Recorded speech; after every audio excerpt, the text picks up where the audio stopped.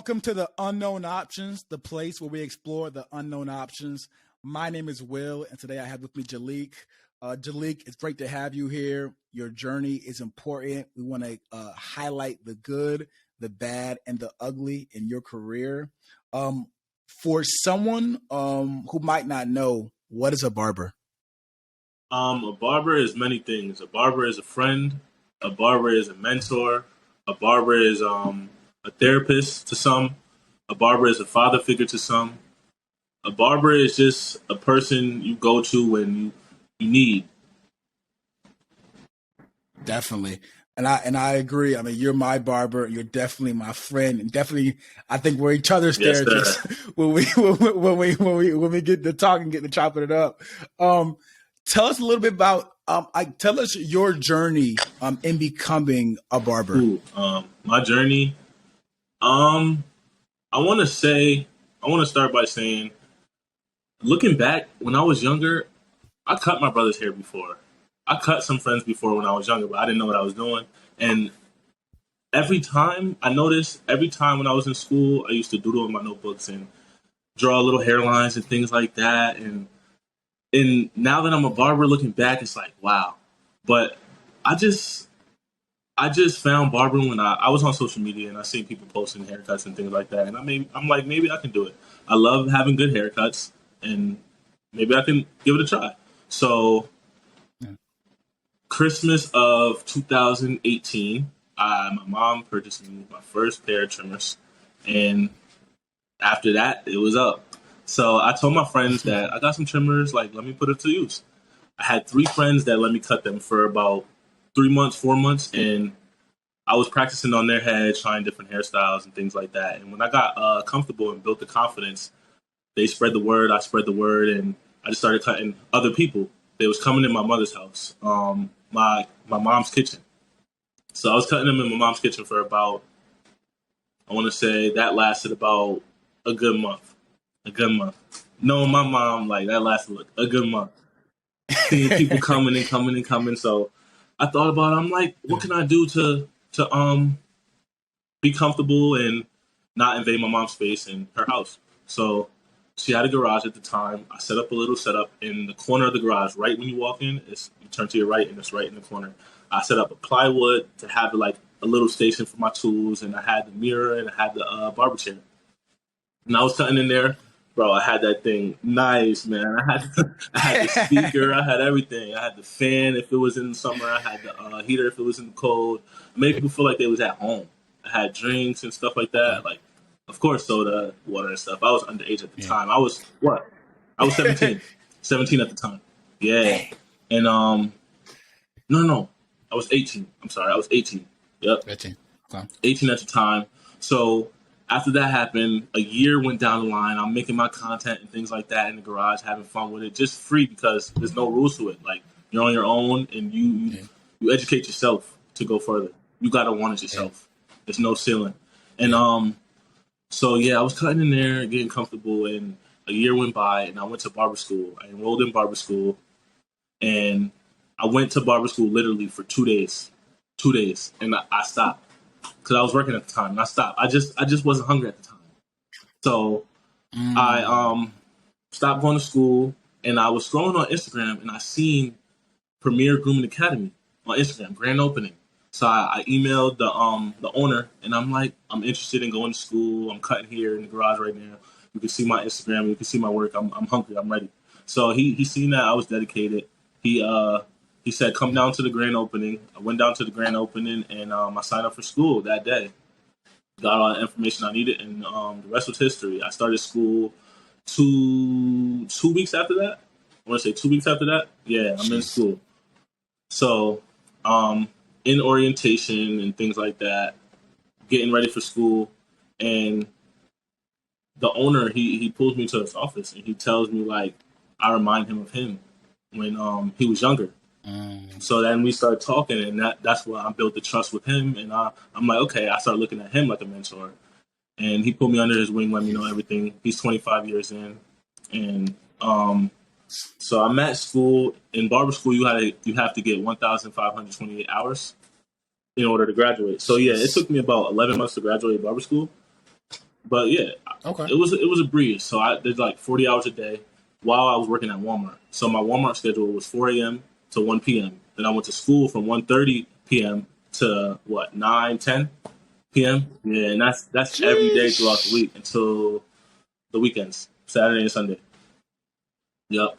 And while I'm in school, Goodness. some of my clientele from the garage was coming to school, so I was cutting in school and learning.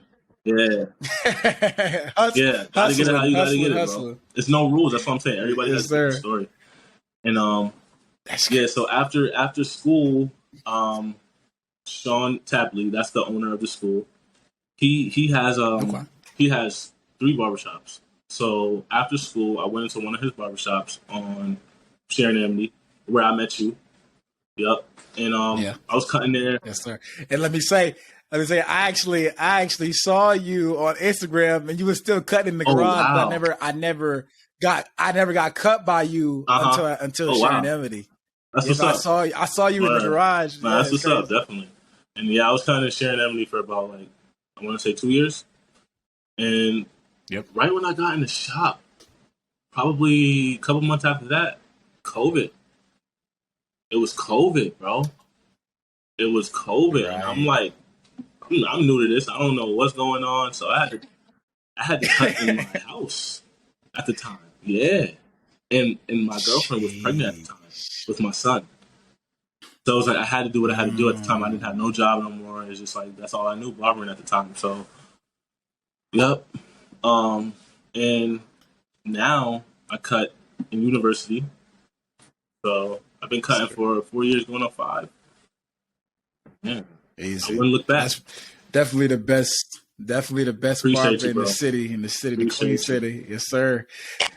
I mean, you said a lot. I mean, the evolution from your mom's kitchen to now cutting in university in Charlotte.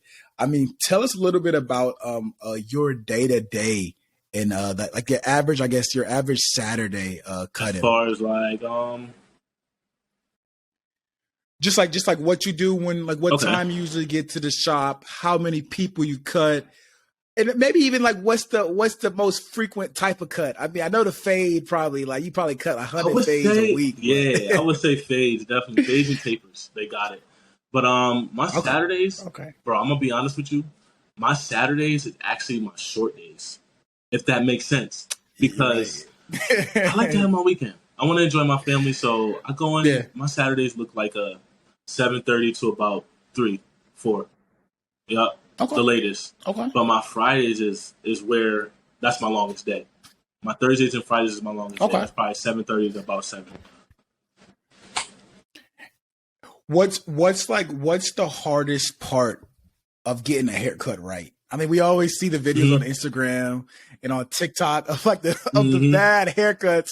What's the hardest part of getting a haircut right? Because it's a lot of things that you have to do in the haircut. Like you gotta be standing. It's your wrist. I mean, I don't Mm-hmm. even know, but I be watching you do it. So what's the hardest part The of it? hardest part I would say, honestly, bro, is probably just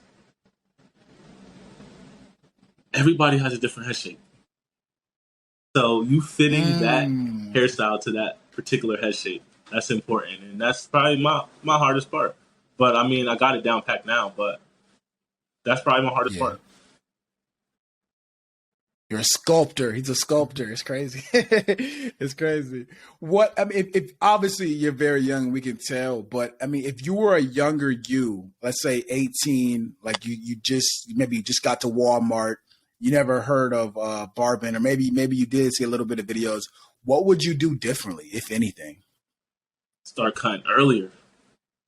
Wish I started cutting earlier. Mm, But as far as what would I do different, I feel like I wouldn't do anything different.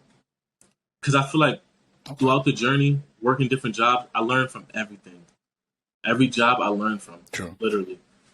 So true. I say I wouldn't change anything different. Just cutting earlier. I wish I cut earlier so I have a little bit more experience in.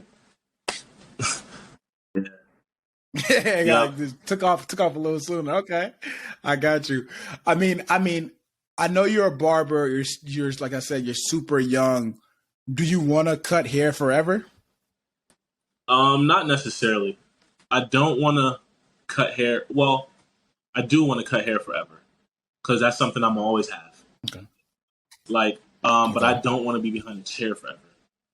I don't want to be behind a chair forever. I want to make my way through the industry without being in that area, just one area, cutting hair. I want to travel the world. I want to invest. I want to go into different partnerships with different people in the industry, and just because, like I said, there's no ceiling to this industry, so it's all on you. It's all on you. Definitely. I mean, I've seen a lot of like travel barbers and luxury barbers, man. There's so many different, like, I guess, like you said, you can like own your own shop.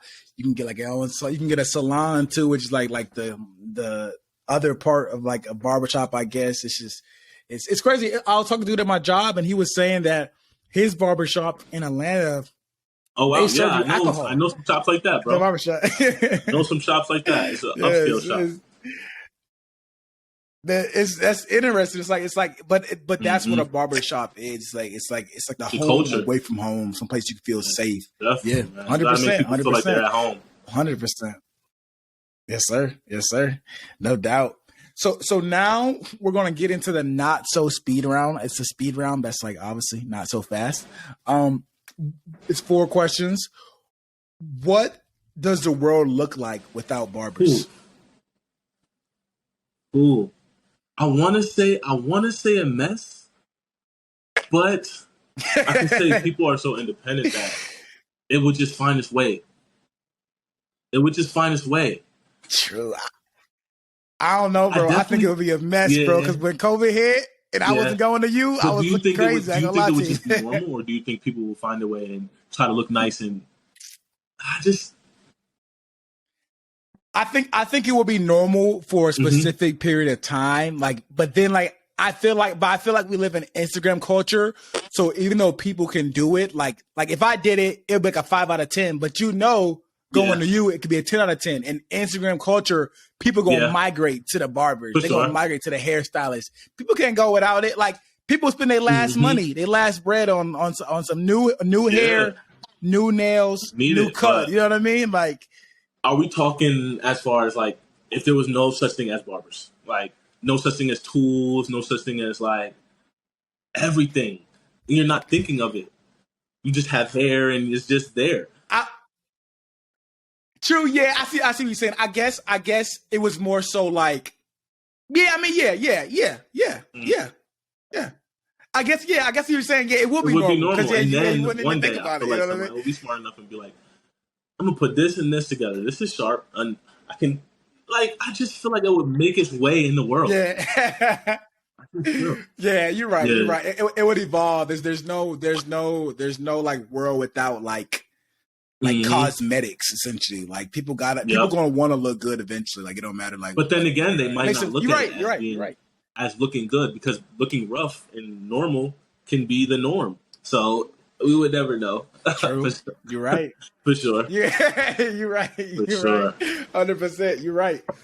Second question: are you underpaid or overpaid as a barber?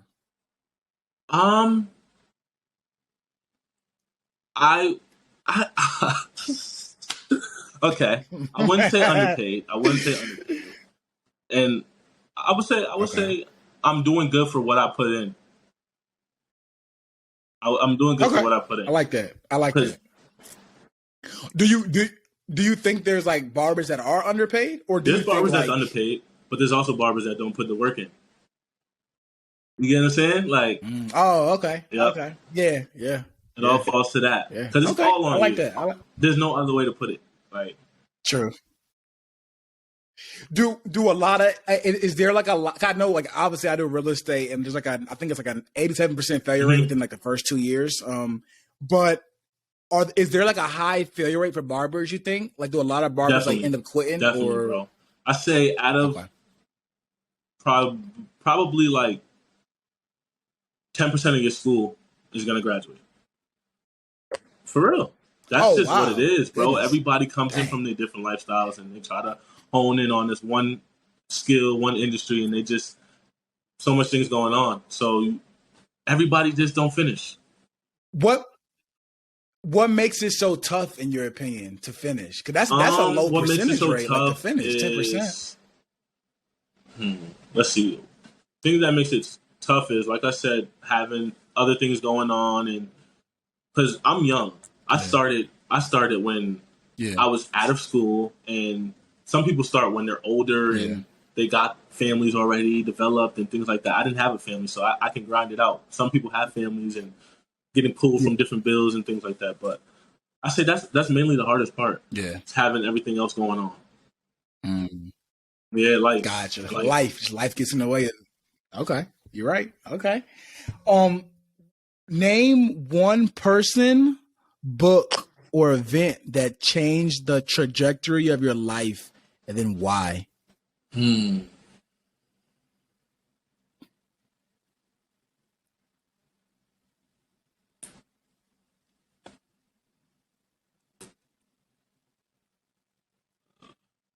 Jeezy. Hands down. That's a barber. That's another barber. Okay. He's on YouTube. Yeah, and I started out watching him when I was in the garage. People used to hit me up, like, for an example, they used to hit me up, can I get a fade? I used to go to 360 Jeezy, look up how to do a fade. Literally, I brought every clipper he had, like everything, so I can model my thing after him. And he honestly, I want to say he taught me how to cut. Literally. So what made him stand out to you other than the other like YouTubers? I've noticed probably like a million other like YouTubers teaching people how to cut hair on YouTube. Like, what made him stand out? He just taught the real. He taught it how it was, and his story was real too.